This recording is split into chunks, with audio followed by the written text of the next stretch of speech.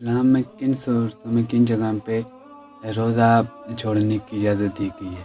بعض ایسی صورتیں ہیں جہاں پہ اسلام روزہ چھوڑنے کی اجازت دیتا ہے، لیکن اس کے ساتھ ہمیں بعد میں جب عذر ختم ہو جائے تو پھر قضا رکھنے کا بھی حکم دیتا ہے۔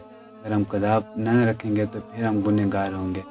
رمضان شریف کے کچھ روزے جو فرض ہوتے ہیں وہ ہم کچھ مجبوریوں یا عذر ہوتے ہیں جن کی وجہ سے ہم چھوڑ سکتے ہیں، لیکن بعد میں ہمیں رکھنا چاہیے ہوتا ہے۔ وہ کون سی مجبوری یا کون سے عذر ہیں؟ یا سفر ہو، ٹھیک ہے، حمل ہو، یا بچے کو بار بار دودھ پلانا ہو، یا پھر بیماری کا خدشہ ہو کہ اگر روزہ رکھیں گے تو زیادہ بیمار ہو جائیں گے، صحت زیادہ خراب ہو جائے گی، تو اس سے ہم روزہ چھوڑ سکتے ہیں۔ لیکن یہ نہیں ہے کہ اگر ان وجہ سے روزہ چھوڑ دیا تو وہ پکا پکا معاف ہو گیا۔